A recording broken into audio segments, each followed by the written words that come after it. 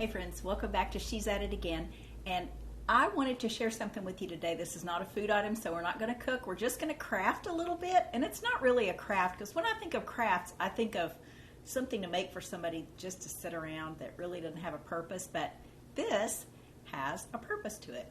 This is going to be a bridal shower gift for a couple that are having a shower this coming Sunday. And I need to get something made because I normally gift all new brides with a cookbook that I wrote several years ago, whether they want it or not. But sometimes I'll add bath towels, hand towels, washcloths with it, wrap it up in a pretty package. But this time I'm going to add a Hotpad, and I want to show it to you. This is what we're fixing to make. I'm going to do a voiceover on this video just because I want to be sure I get the information written down so I don't just start rambling. But this is what the Hotpad looks like when I'm finished. This is filled with jasmine rice and it has a great smell. You could also use basmati rice, which smells like popcorn when it gets warm. But this is something you would sit on your table and you put like a casserole on it to keep from getting your countertop or your table hot from the pan. So we'll include that with it. Now I might make additional ones to go with it. This takes such a small amount of fabric, such a small amount of supplies. It's just so easy to do, and it's kind of therapeutic. You can do some of it on the sewing machine, but some of it has to be hand finished. You could do the whole thing by hand if you just like doing handwork, but these are the extra patterns that I have fabric for, and this was just one of those little packs that you get at the at your big store or a Michael's or Hobby Lobby that have several patterns that coordinate and just normally in a color theme. But I'll also show some that I got started recently that are made out of duck cloth, and I love that fabric because it's real heavy duty.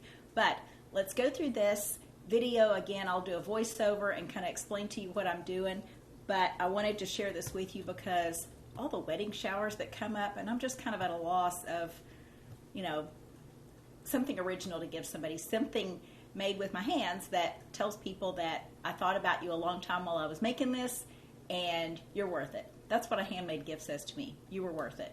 So anyway, hope you enjoy this tutorial, and if you can make one of these. You can make smaller ones to use as coasters if you wanted to. These are kind of fun, but it doesn't matter what size, so I haven't really necessarily written out directions as far as what size they are. I'll tell you what size the fabric is when I start cutting on it, but you can do whatever size you want. These are just kind of rough directions to follow. But anyway, hope you enjoy it, and I'll show you some of the other ones that I'm working on again before the video ends. So thanks for watching.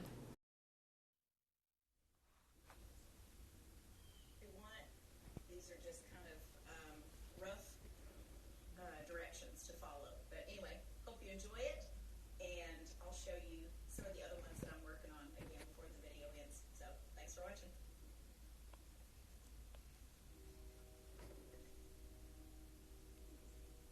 So basically, you're going to take your fabric, no matter what kind it is. This is just 100% cotton fabric that I have right here, but I say in the video that I've used duck cloth before, and it's just a heavier weave. It's a heavier fabric, but it's also 100% cotton too, but it's just more substantial. So like if you have a lot of usage for your hot pads, it's going to wear a lot longer. But this cotton just comes in such pretty prints. Couldn't resist. So I'm taking my spray bottle, misting it down, and then just ironing it. And all that does is just makes it completely flat so you have a good smooth surface to work with and maybe get your seams a little more accurate.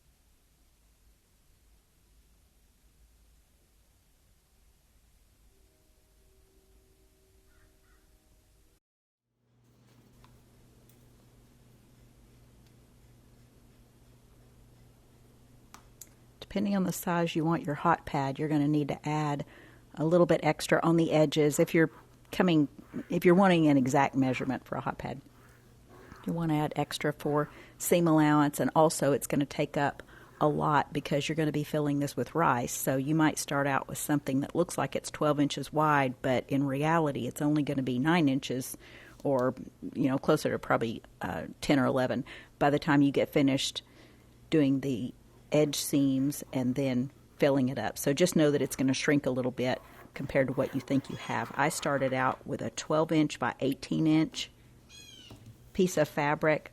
That's what I'm cutting right now in this part of the video. And of course it's going to be folded in half, so it would start out as 12 by 9. But it's not quite that big by the time we finish. And that's fine because I wasn't going for necessarily a particular measurement.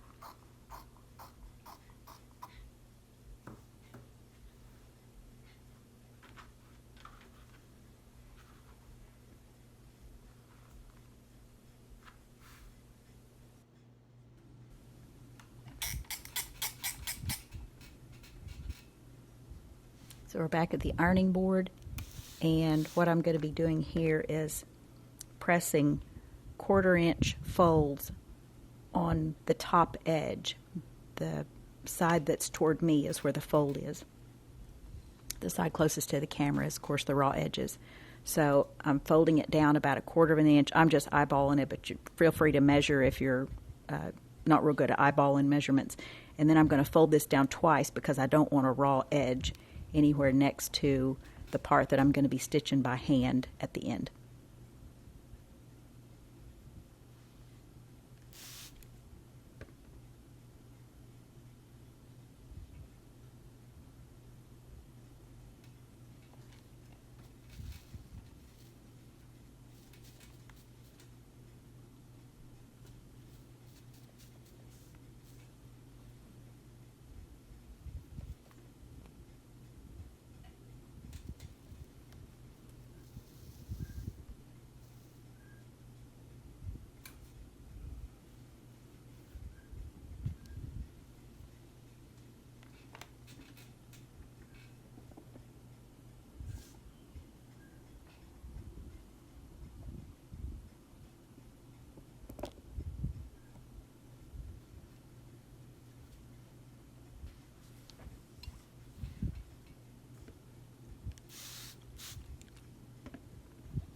And of course we'll turn it around and do the other side as well. I'm not sure why the light was so bright. I did have an extra light set up in there, but it looks like I'm flying toward the sun when the iron gets all the way to the end of the fabric. I looked up at the screen and I thought, what is going on? I can't even see anything in there, but look how bright it gets toward the end. I don't know what's happening there, but yeah. Anyway, that's what happens when I do my own videos.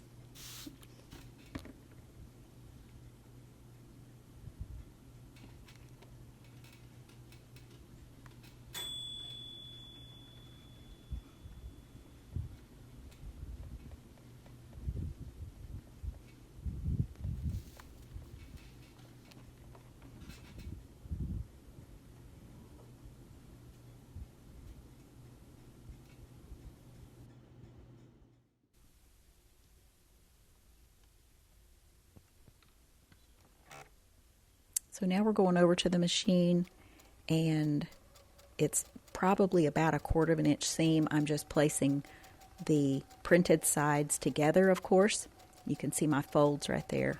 Sewing over the folds, sewing 1/4 of an inch from the edge, keeping both edges as close to being perfectly together as you can. Now I'm starting with the open end with the fold toward me, because if I'm a little bit off and the fabric pulls toward one direction, it's easy to just adjust that fold rather than to adjust two seams that are separate from the top. So I think you'll figure it out once you start doing this, what I'm talking about.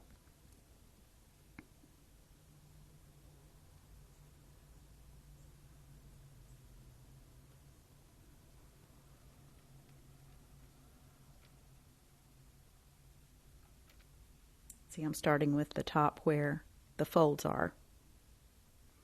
And this is the other edge.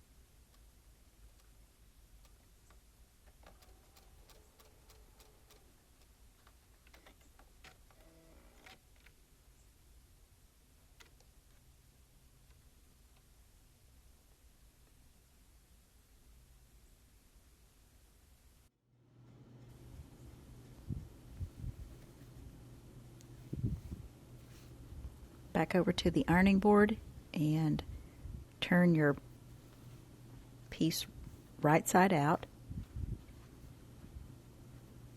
And we're going to iron it flat just so the seams will be flat, because we're going to start marking lines for our channels.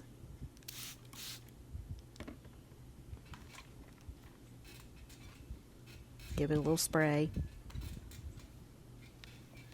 and just iron it flat along the edges.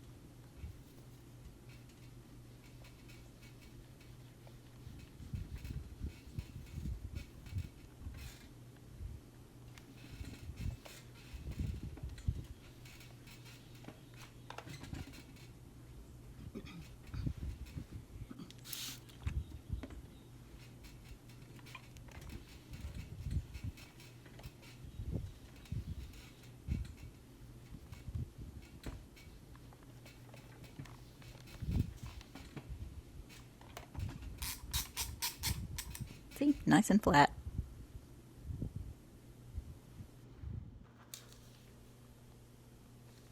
All right, back over to our, I don't really know what that big blue plastic thing is called, but it's really nice to have on a tabletop because you can cut on it and do all kinds of things, and it protects your tabletop. So my piece of notebook paper wasn't long enough, so I added a little bit to it. I taped an extra piece onto it. I measured it out into equal sections, and that's where we're marking our channels. And it doesn't matter how long your channel, or how far apart your channels are. Just know that the wider you make them, kind of the floppier your hot pad's going to be, which doesn't make it any less effective in doing its job. But I think that channels anywhere from 1 inch to 1.5 inches are normally what I've been doing on mine. And just know, if you're using darker fabric, you can't just use a graphite pencil on it. You're going to have something lighter. This is just one of my artist pencils that I have out of a different stash of art supplies.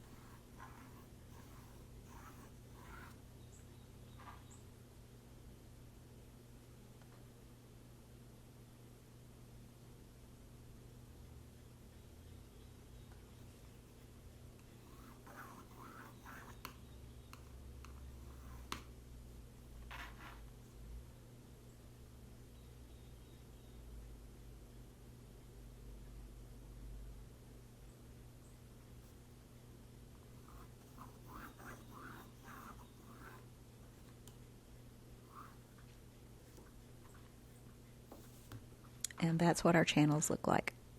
And you're pretty much going to be sewing directly over those lines, so they're not going to show up as much as you probably think they might. Okay, back over to the machine, and we are sewing all the way from the top completely to the bottom edge with just a medium length stitch, sewing directly over the lines that we've drawn.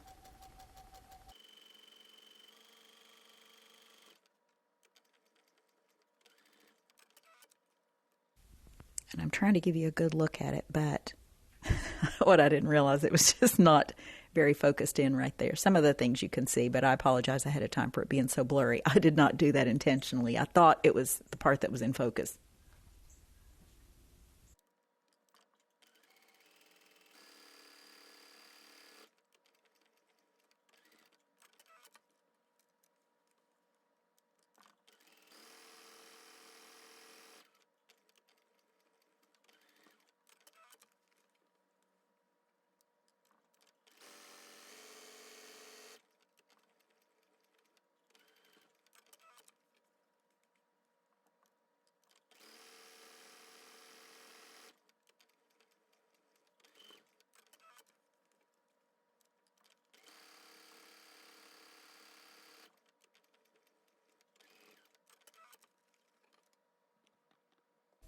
Okay, so I'm trying to give you a look at what it looks like just with the channels sewn on there.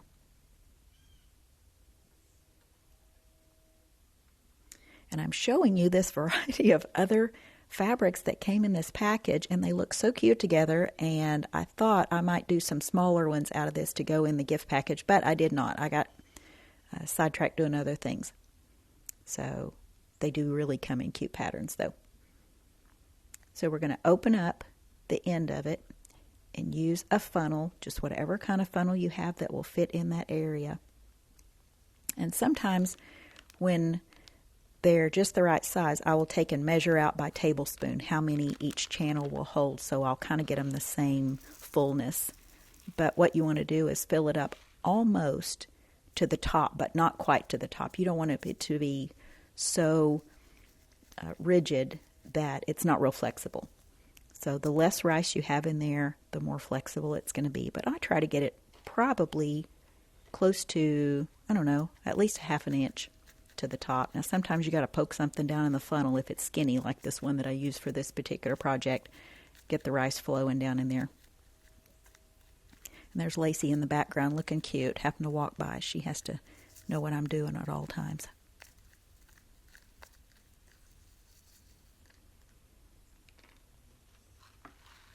And again, this is jasmine rice that I'm using. It's just the least expensive aromatic rice that I could find in the store. I don't necessarily like using the rice that doesn't smell good, but basmati smells like popcorn, and jasmine just has a nice floral fragrance to it, in my opinion.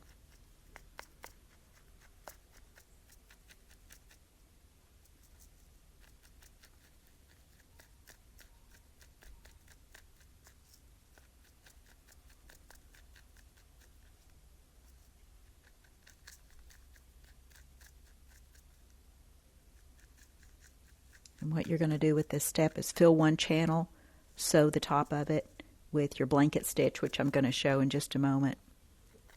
Then move on to filling the next channel. You don't want to fill all the channels and then start sewing because you're going to have rice going all over the place. But just fill one channel at a time. And I had too much in the funnel in this, obviously, so I'm going to put it back in the bag.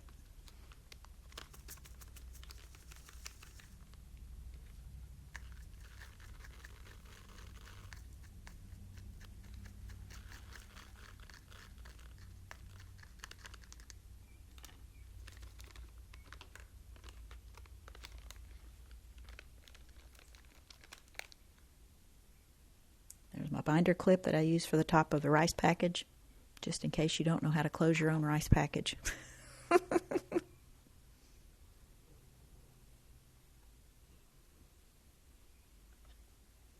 Okay, got my leather thimble. I'm ready to go. You know when I put that thing on, it's time for business.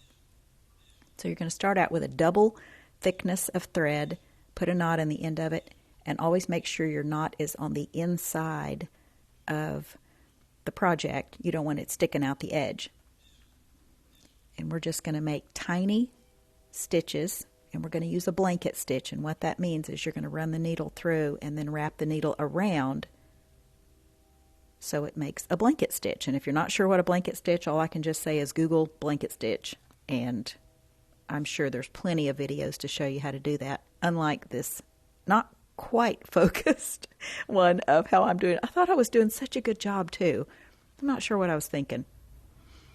Well, I know what I was thinking. I was thinking I was doing a really good job and that I was getting it right in front of the camera and you'd be able to see it so good. And again, I am so sorry. I'm such a loser at videoing things.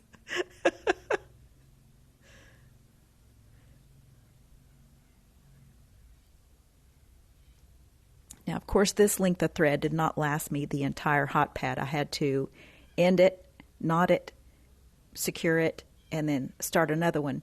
But if you are a careful enough seamstress, you can end and start things and it's not detectable.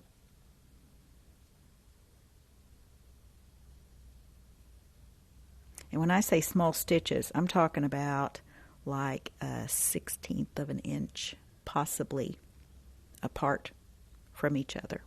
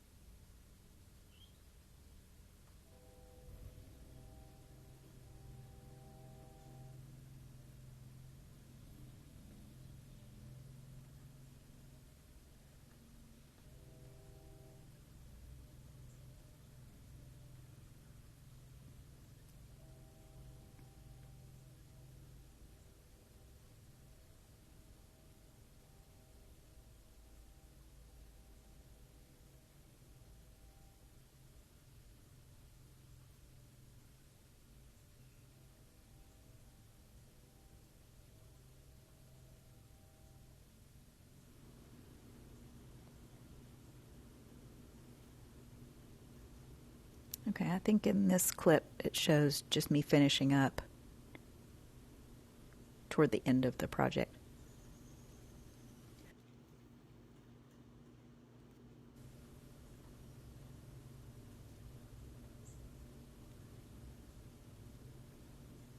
What I didn't realize is that my shirt was an awful lot like the pattern on the Hotpad. It's almost difficult to differentiate the two, although my shirt is navy and that is black.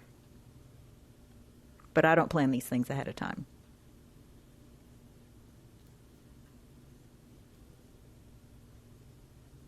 Okay, I think I'm still trying to get a good view of how to do the blanket stitch and how close together they need to be.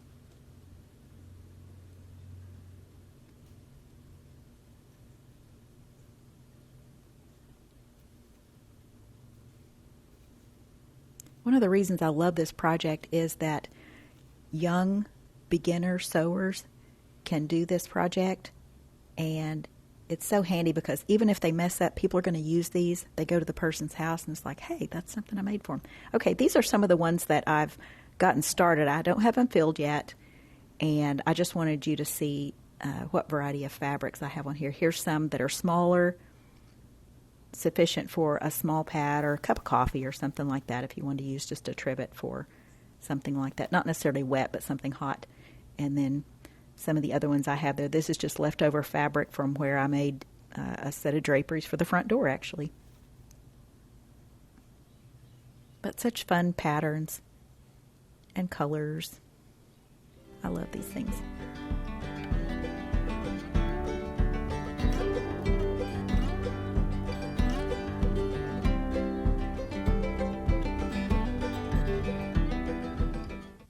You're going to get a shot of final product of the gift, which was a cooling rack, Hotpad, and a cookbook.